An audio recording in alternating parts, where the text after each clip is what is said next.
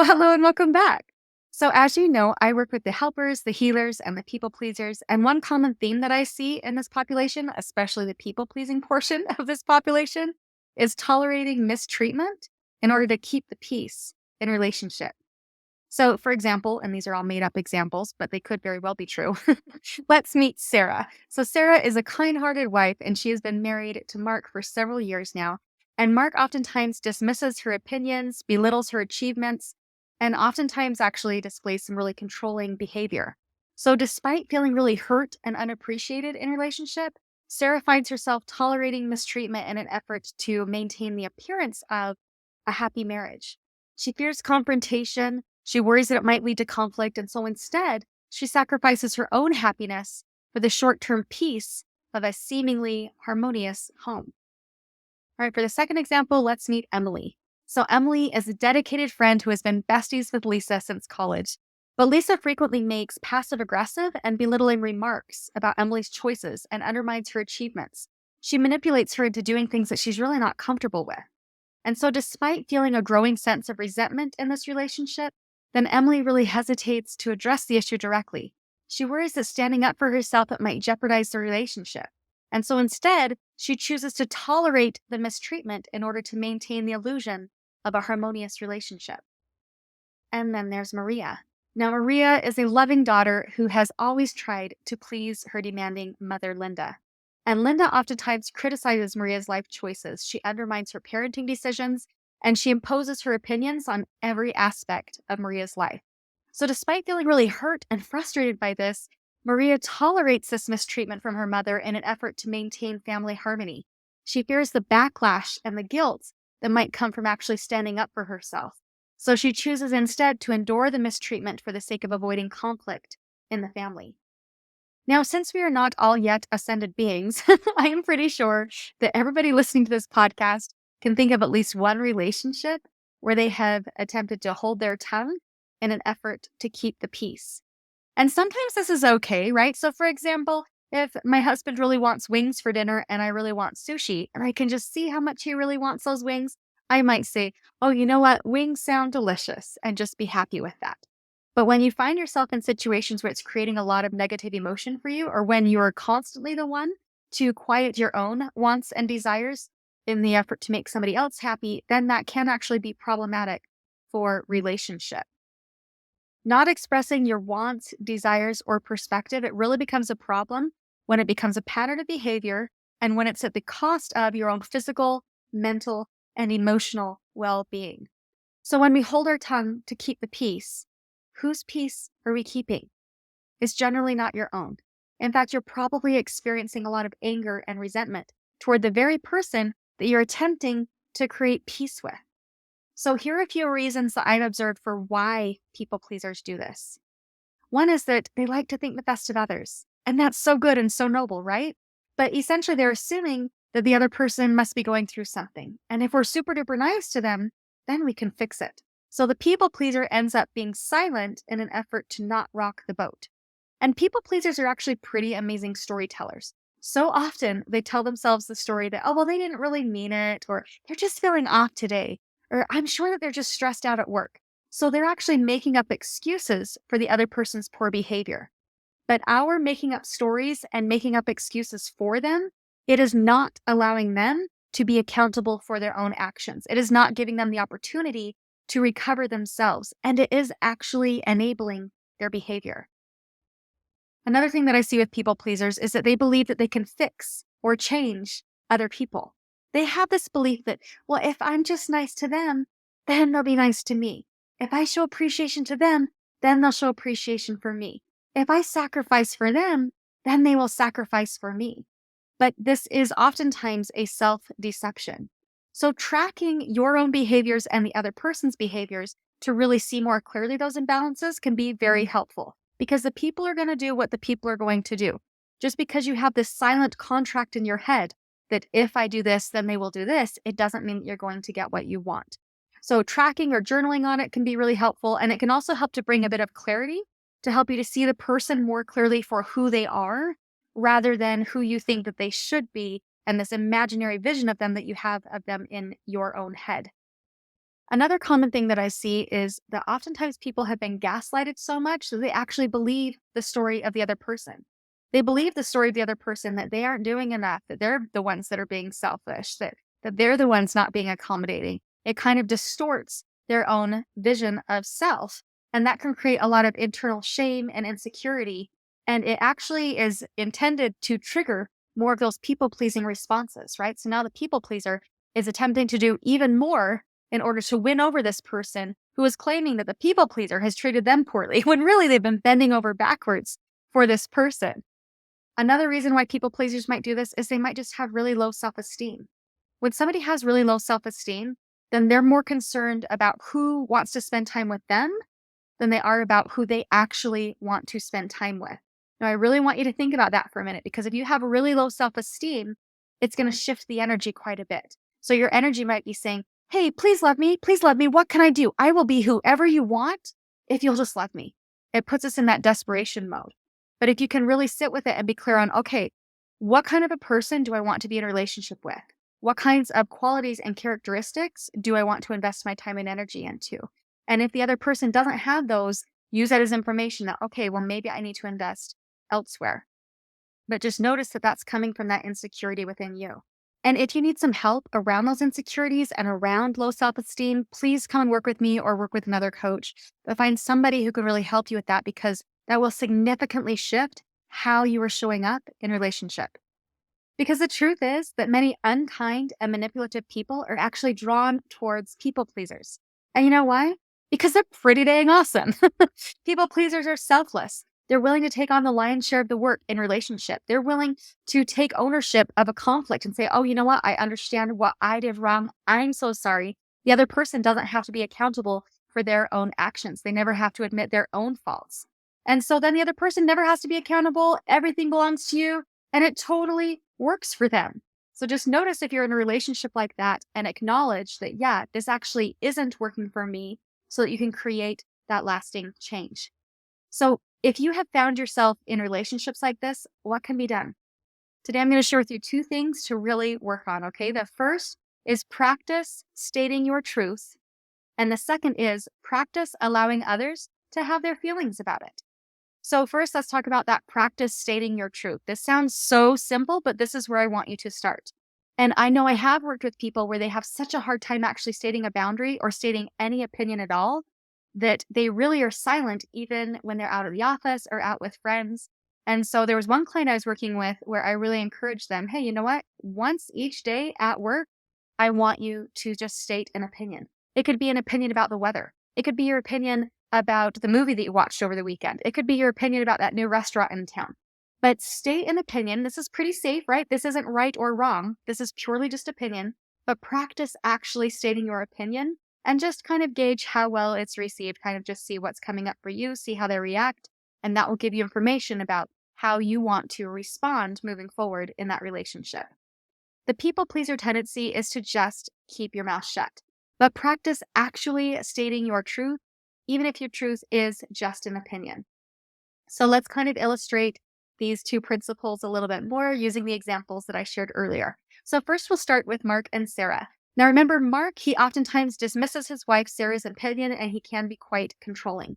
So let's assume for a moment that it's movie night and Mark wants to watch a blood and guts war movie.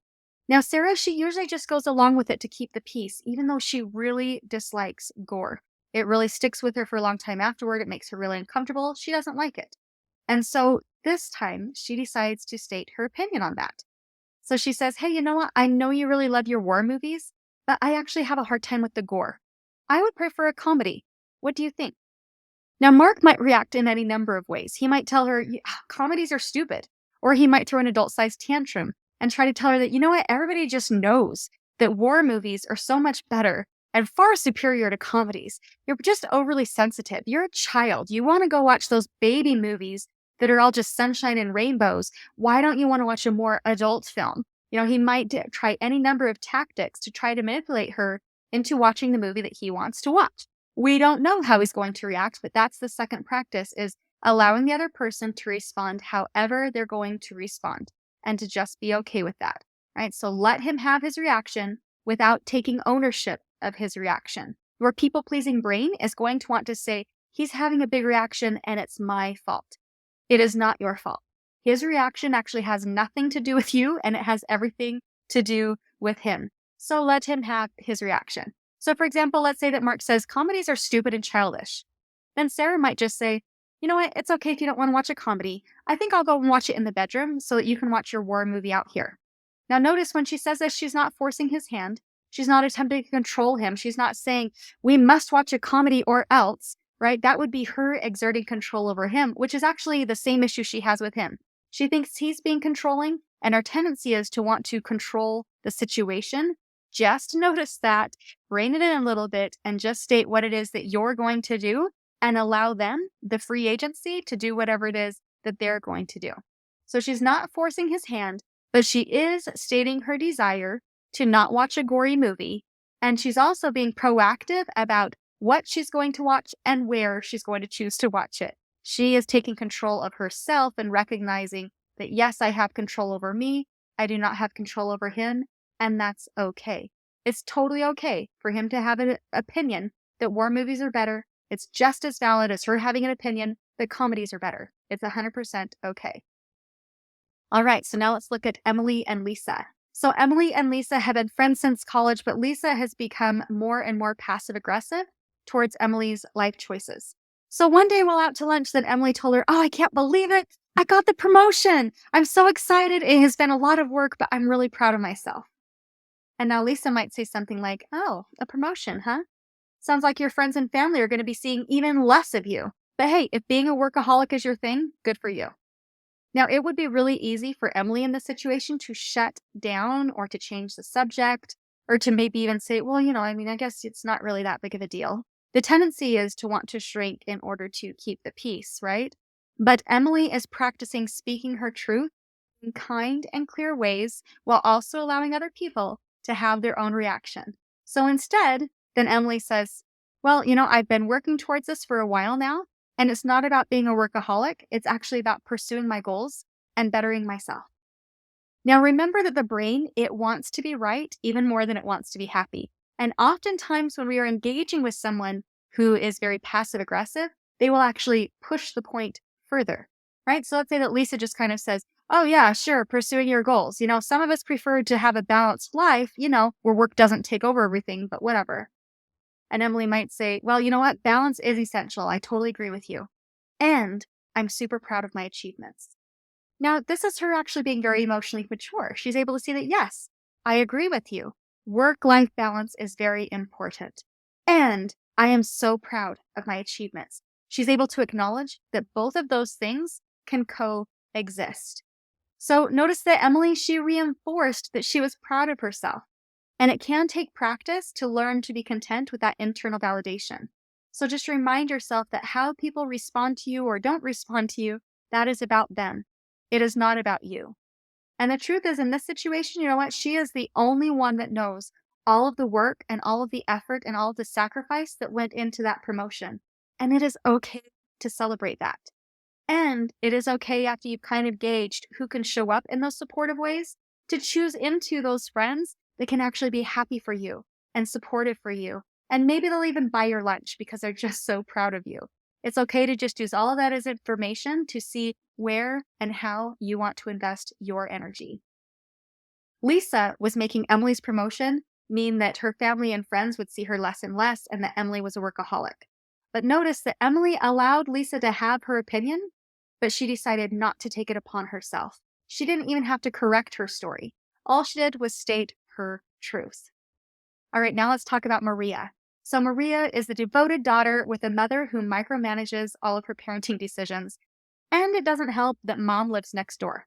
So mom has a tendency to just pop in at very inconvenient times. So on this particular night, then she decided to pop in right as Maria was getting the kids to bed. And she just burst through the front door and said, hey, grandma's here. Look what I got for you at the store. And she starts pulling out candy from her purse. Now, usually Maria would just let it happen. She would just decide it's not worth the fight. It's going to be okay. It's just fine. But she knows that lately she's been having a lot of anger and resentment coming up towards her mother. And guess what? She doesn't want to feel anger and resentment towards her mother. She wants to feel love towards her mother. So she's being proactive about minimizing anger and resentment to make room for more love. So she decides to speak her truth to her mother.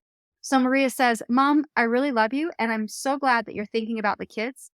And also, it's bedtime. When you come over at night, it gets them all riled up, and adding sugar on top of that, it really doesn't help. Now, mom at this point might start to make more excuses, right? She might say something like, oh, it's not that big of a deal to let them stay up late every now and then. Come on, they get to spend time with their grandma. And besides, look how happy they are. You know what? You are really so strict with them. It's really good for them to have their routine interrupted every now and then so they can learn how to cope with life. And you know what? I can admit it that even typing that up, I felt myself getting so riled up. It just feels so dismissive. But Maria, she's a rock star. She has rehearsed for this day and she is ready. So she says, Mom, I understand how fun it is for you to see the kids, but it's actually really hard on both me and the kids the next morning when they're up late.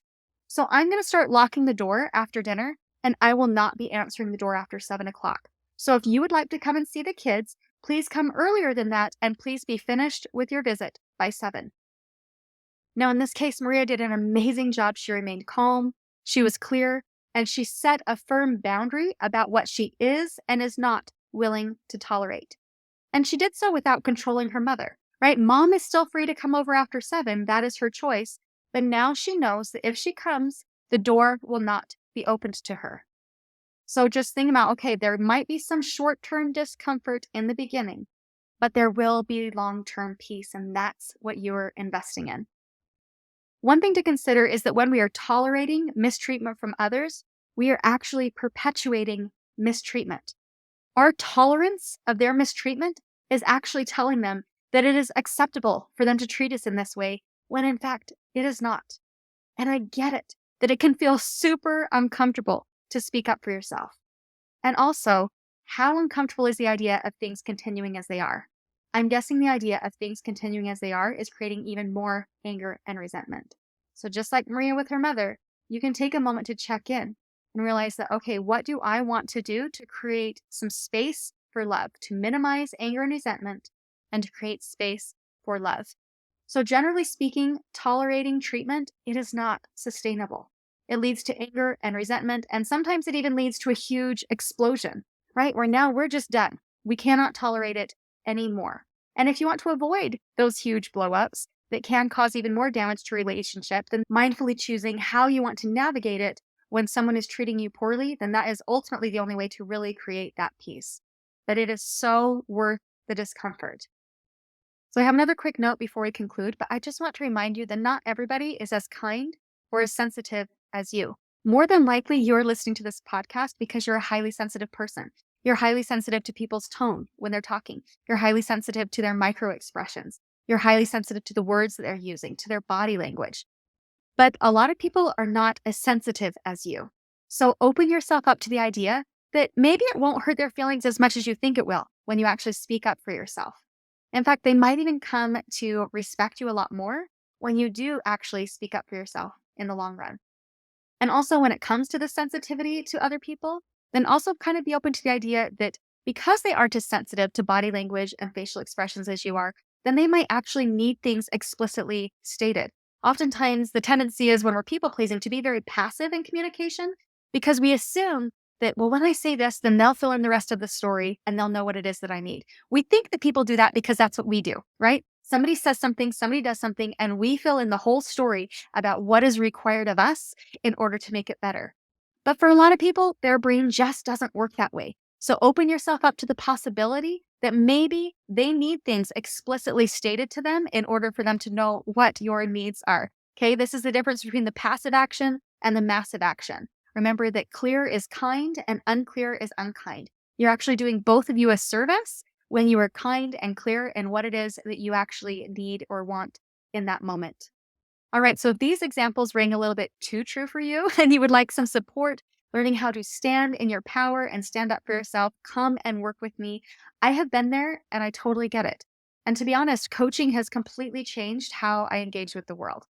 I know now that the people are going to do what the people are going to do, but how I have chosen now to react through the assistance of coaching, how I now react to those situations is vastly different and it creates so much more peace for me and significantly less insecurity as I'm trying to just please other people. So, if you would like support, 100% come and work with me. You can find all of my contact information in the show notes. And hey, if you have found this podcast helpful, will you please share it with a friend or leave me a review? It really does help to boost the algorithms and it helps me to reach and help more people. So, thank you so much for leaving reviews and for sharing. I really appreciate it. So, I hope you have a great week and let's talk soon. All right. Bye now.